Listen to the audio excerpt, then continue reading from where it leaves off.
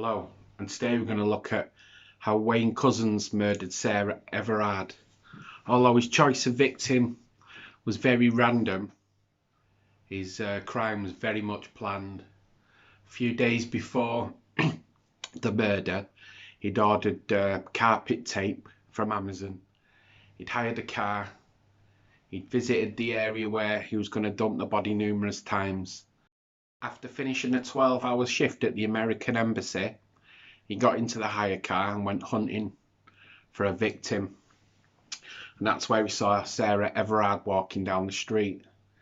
And we were in lockdown. She was walking back to where she lived. And he pulled over in a hire car, in police uniform, and showed his warrant card and arrested her on the pretext that she was breaking COVID-19 rules and had to be dealt with. The whole thing took less than 5 minutes, and as you can see in the video that's going round, you can see that he held out his warrant card, and to anyone he looked legit. You know, if a police officer pulls you over and he's in uniform and shows you his warrant card, you've got no reason to suspect otherwise that he isn't legit. Well, I guess he was legit. He was a serving police officer in his legit uniform. So anyway, bundles her into this hire car and travels off to near where he owns land in Deal.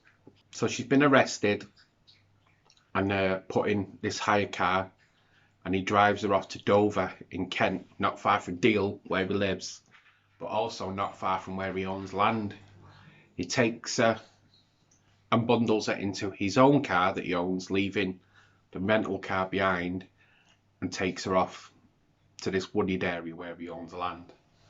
And when he's there, he rapes her and murders her and strangles her with his police issue belt. By 2:30 a.m. the police know she was dead because he was seen at a petrol station buying alcohol for himself. Seemingly okay, seemingly like nothing had happened. So the next day the police search is ramping up and he has to do something. So he buys 2 green petrol containers, those that you see at petrol stations, and heads back to the area. Puts the body in a deserted fridge on its side, pours in the petrol, sets fire to her, and when the fire dims down, he cuts up her body and bundles it into 2 big green rubble sacks and dumps them in a pond near where they are.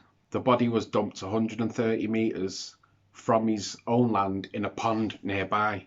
His thinking behind that is that when the body's found, they'll check who owns the land and not really check who owns the adjacent land inside the knowledge.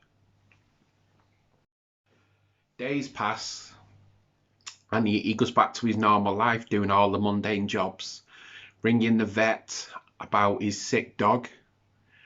He takes his family, his wife and 2 children, out on the land he owns near Dover, where the body is, just having a normal day out with his family, doing normal things, not seeming to have been affected by this murder. A week later, a body was found in a stream near the pond and near the land he owned, and he was quickly arrested, where he came up with some bold story about an East European gang was blackmailing him, saying if he didn't kidnap a woman on their behalf, he'd kill them, kill his family, kill this, that and the other. So he admitted to police that he kidnapped her off the street, was pretty much honest about the process, and said that he delivered them to this European gang alive, well and happy. At this point was sacked by the Met Police, but it does leave you a lot of questions as to why he was allowed to get this bad when he knew he was a wrong. And anyway, 3 days before the murder, it was reported that he'd flashed his penis at a lady, and they weren't really taking it seriously. He was in a WhatsApp group with some of his colleagues, and some of the content he put in there was so bad they nicknamed him the rapist. I understand men can have terrible humour at times, But to be given the nickname the rapist, you must be pretty rotten. You must be much of a wrong 'un. It's not a nice nickname, is it? It's one you're only given if you're showing a certain behaviour, I imagine. Anyway, why can he flash his dong at somebody? Why can he be known by his colleagues as the rapist and not show a red flag? I think this shows that police need to be not only just vetted on entry to the service, but periodically, every year, 2 years, 3 years, I don't know. But they certainly need to be vetted. The vetting needs to be ongoing. Just because you're a good person at the time of entering the police force doesn't mean you are 5, 10, 15 years into your career. Anyway, at this point, Wayne Couzens admitted his guilt and fessed up to everything. And on sentence, he was handed a whole life sentence, a whole life tariff. The difference being if you get a life sentence that's 25 years with the chance of parole, Couzens was denied this and given a whole life tariff, meaning he's one of the handful of criminals who will die in prison. He won't get out or anything. He will die in prison. And at the trial, Miss Everard's dad, Jeremy, made Couzens look at him and give him a bit of a dressing down, saying, you know, what you've done, I can never forgive you for. Burning the body was the final insult because it meant we could never see a pretty face again. And just basically every dad's worst nightmare, really, that this has happened. I think there's calls amongst feminist groups to not allow male officers to arrest females.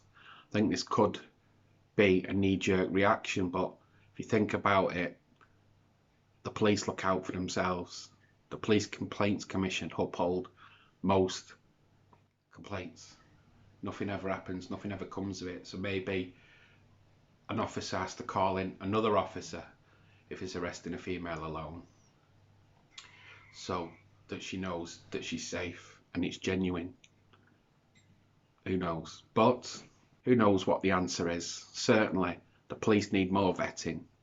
The police do a difficult job as it is. We need to know that if you're being arrested by someone who's legitimate, well vetted, and the police have done everything they can to weed out the bad uns. Thank you.